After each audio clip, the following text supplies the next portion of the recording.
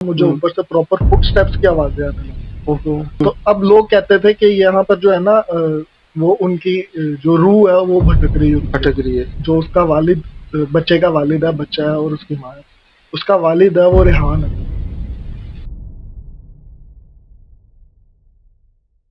जी तो guys welcome करते हैं आपको अपने पॉडकास्ट की सीरीज में। और आज के एपिसोड में हमारे मेहमान हमारे साथ असद भाई हैं। असद भाई कैसे हैं आप? ठीक है अल्हम्दुलिल्लाह, आप सुनाएं कैसे हैं आप? शुक्र अल्लाह का, शुक्र अल्लाह का। अच्छा असद भाई, सबसे पहले तो आप ऑडियंस को ये बताएं आपका प्रोफेशन क्या है, क्या करते हैं आप?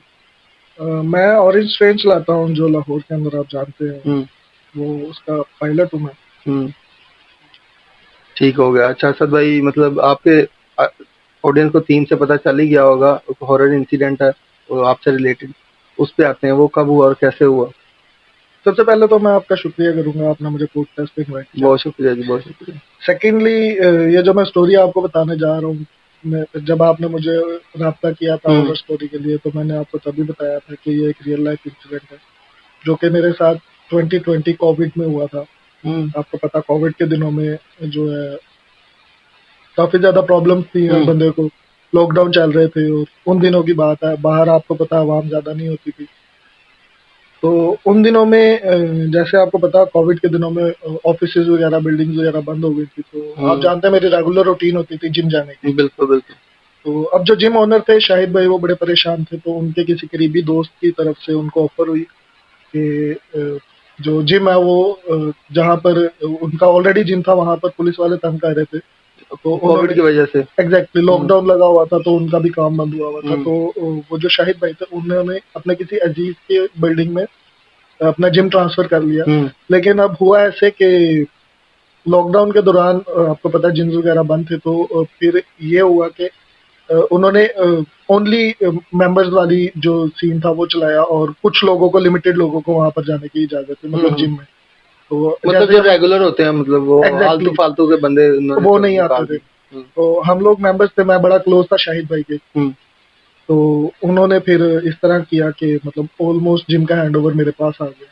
मैं रेगुलर जो जाता था उनके पास, और मैं उनके बड़ा क्लोज भी था। तो अब वो जो नई बिल्डिंग ली थी, वो थोड़ी क्रीपी टाइप की फीलिंग देती थी। वो हॉरर मूवीज में होती है ना, उस तरह की एक फीलिंग देती थी। फर्स्ट फ्लोर पे वो एक कॉर्पोरेट ऑफिस था, जहाँ पे जिस वक्त मैं जाता था उधर, वहाँ पे 8 या 9 एम्प्लॉयज होते थे। उसमें कुछ लड़कियां थी, कुछ लड़के थे, और एक रिसेप्शनिस्ट था जिसका मैं आपको बताऊंगा आगे कि वो किस तरह का बंदा था। वो थोड़ा सा क्रीपी टाइप का था।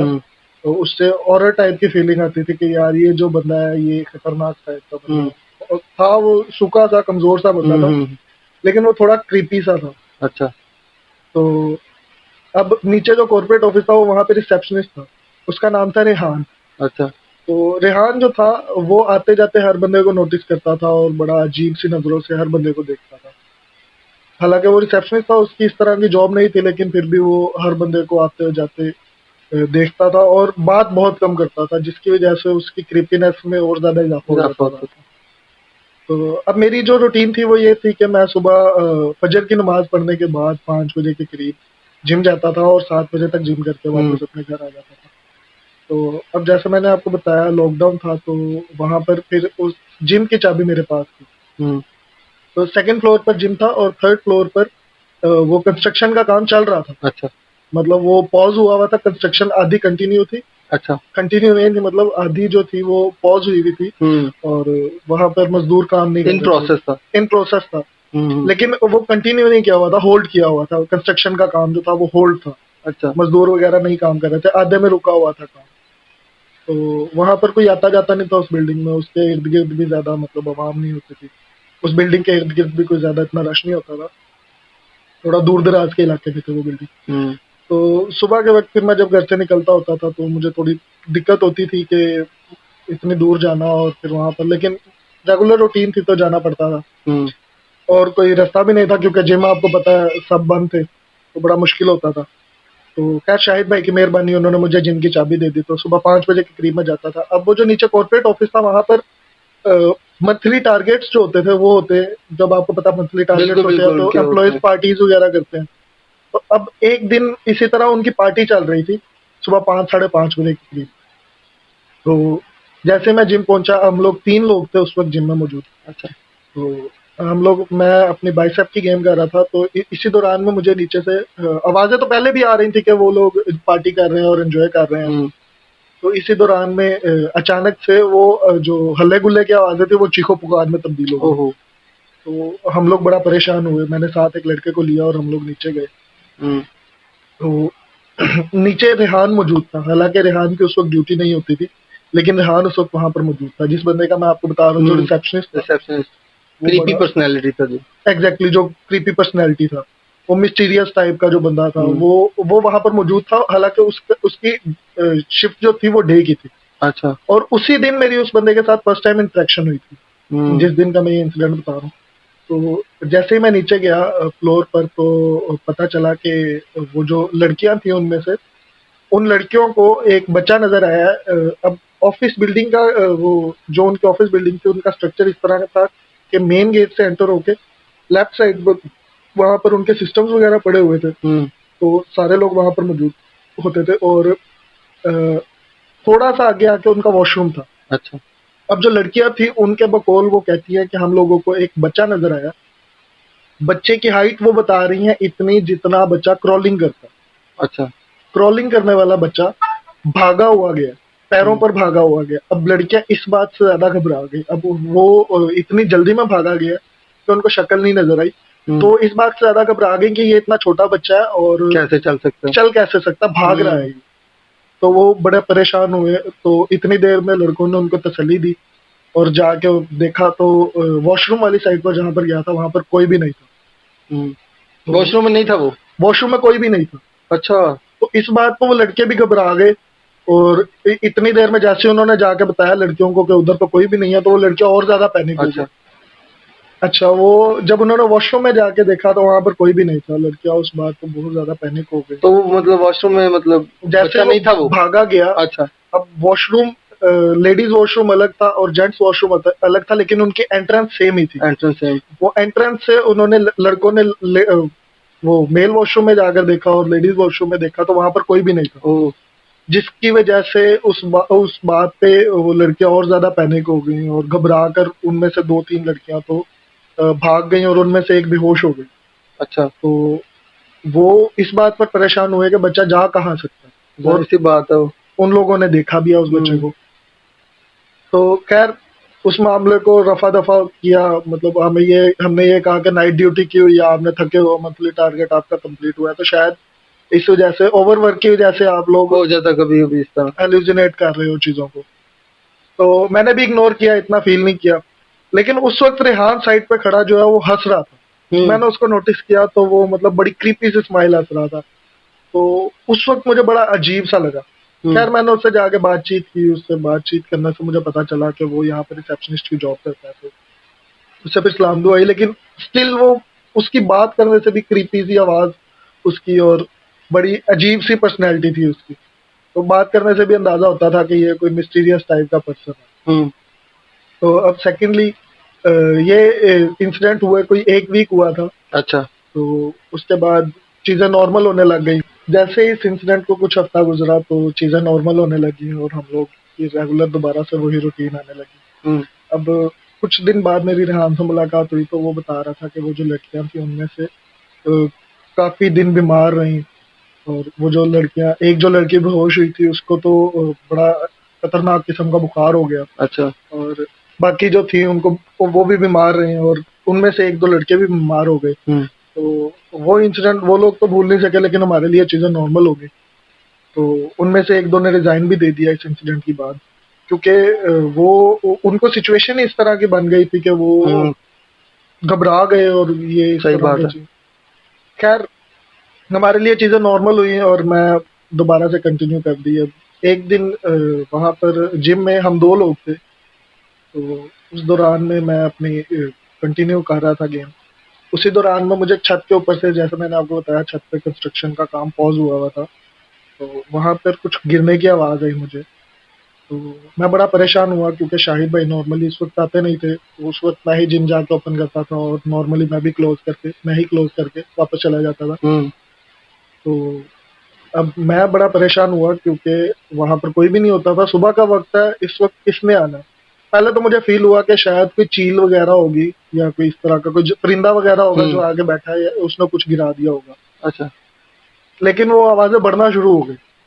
अच्छा। अब जैसे ही मैं ऊपर छत पर पहुंचा तो मैंने देखा कि इधर कुछ भी नहीं है। तो वहां पर जो बेलचा होता है वो गिरा हुआ था। मैंने उसको उठाकर साइड पे कर दिया और जैसे मैं नीचे पहुंचा तो अब जिम के साथ ही जो वॉशरूम है, एंट्रेंस के साथ ही वॉशरूम का दरवाजा था, वहां पर नलका खुला हुआ था। अच्छा। और मैंने अंदर लड़के को देखा तो वो लड़का अपनी गेम कर रहा था। तो मैं बड़ा परेशान हुआ कि यार ये नलका किस तरह खुल गया और पानी भी आ रहा है इसके अंदर। तो मैंने उस नलके को बंद कर दिया। जैसे ही मैंने उस नलके को बंद किया मुझे दोबारा से कुछ गिरने की आवाज आई और मैं फौरन से भागा ऊपर ऊपर। अच्छा। ऊपर मैं बेलचा सही करके आया था तो मैं वापस भागा कि अब क्या हुआ। अच्छा। तो ऊपर मैं गया तो वहां पर कुछ भी नहीं था, बेलचा अपनी जगह पे और कोई चीज नहीं गिरी हुई, कुछ भी नहीं हुआ। तो मैं बड़ा परेशान हुआ कि यार इस वक्त ऐसा क्या है। सुबह अंधेरा था उस वक्त ना, मतलब सुबह शहरी का वक्त था, आपको पता। तो उस वक्त इतना ज्यादा रोशनी नहीं थी। तो मैं बड़ा परेशान होकर ऊपर देखा, मैंने इधर उधर देखा, मैंने ऊपर नजर मारी, ऊपर कोई चील वगैरह कोई परिंदा वगैरह कुछ भी नहीं। अच्छा। मैं बड़ा मतलब सत्ते में आके मैं बड़ा परेशान सा नीचे आया तो इतनी देर में फिर से दोबारा से नलका खुला हुआ। अच्छा। मैं अभी नीचे बंद वाला। करके गया हूँ, मुझे अच्छे तरीके से याद है कि मैंने उस नलके को पहले बंद किया फिर मैं ऊपर गया। अच्छा। लेकिन फिर मैं जैसे ही नीचे आया तो मैंने नलका खुला देखा। तो अब वहां पर प्रॉपर जैसे मैंने उस सेकंड टाइम उस नलके को बंद किया मुझे ऊपर से प्रॉपर फुट स्टेप्स की आवाजें आने लगी।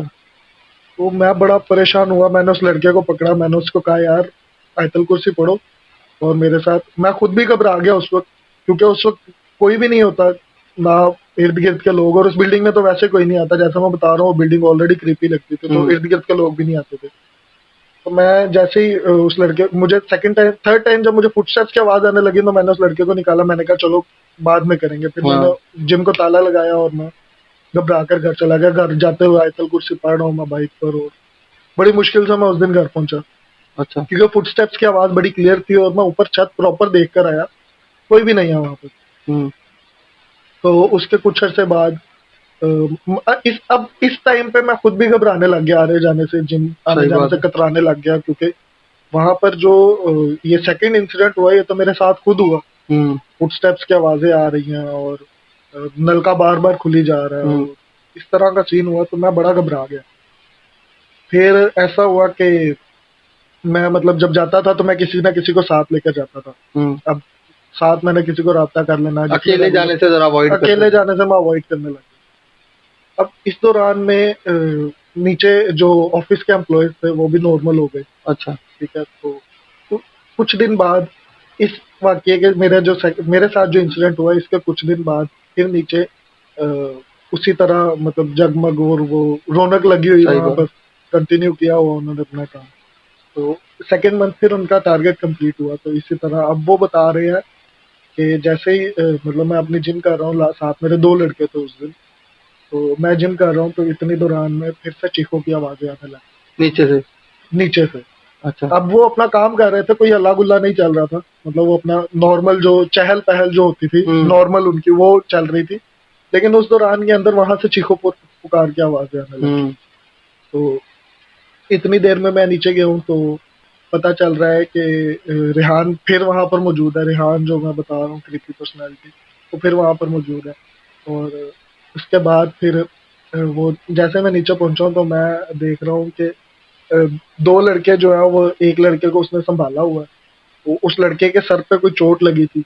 अच्छा। तो मैंने उनसे पूछा कि क्या हुआ, और लड़कियां जो है वो साइड पे बैठी हुई हैं और आंखें उनकी फटी की फटी और उनको उनके हवास काबू में नहीं है और वो बड़े परेशान बैठे हुए हैं लड़कियां और बड़ी खतरनाक सी उनकी सिचुएशन है। तो मैंने पूछा कि ऐसा क्यों हुआ। तो उन्होंने बताया कि खैर ये पूछने वाली बात तो बाद में थी, पहले जब मैंने सिचुएशन देखी तो उस लड़के को चोट लगी हुई है। तो उसको हम लोग हॉस्पिटल लेकर गए। रास्ते में मैंने उनसे पूछा, दरियाफ्त किया, मेरे पास गाड़ी थी तो मैंने गाड़ी में बिठाया उनको और रास्ते में उनसे पूछा कि ये क्या मामला है। तो उन्होंने बताया मुझे कि इस लड़के को अचानक से पता नहीं क्या हुआ, सब लोग काम कर रहे थे तो इसको अचानक से पता नहीं क्या हुआ और ये अजीब अजीब सी हरकतें करने लग गया, कभी इधर सर मार रहा था, कभी इधर सर मार रहा था। अचानक से इसने एक खिड़की में जाके अपना सर मारा और उस खिड़की की वजह से इसका सर जो है चोट दरमियान आ में गई। से अच्छी अच्छी खासी चोट आ गई उसको। तो अब वो लड़का भी बिल्कुल ठीक था, एज सच उसके अंदर कोई प्रॉब्लम नहीं था। मतलब उसके घर वालों से बाद में दरियाफ्त किया, खैर उसका नंबर शंबर लेकर उसके घर वालों को कॉल की, हॉस्पिटल गए हम लोग, उसका चेकअप वगैरह करवाया। तो फिर मैं वापस, अब जिम खुला था, मैंने बताया वहाँ पर लड़के थे, मैं वापस आया जिम बंद करने, तो वहाँ पर रेहान से मेरी फिर से बात हुई। रेहान अगेन फिर उसी तरह हंस रहा था। अब ये चीज जो थी ना, थर्ड टाइम जो इंसिडेंट हुआ मेरे साथ, तो मैं उससे बहुत ज्यादा घबरा गया। अच्छा।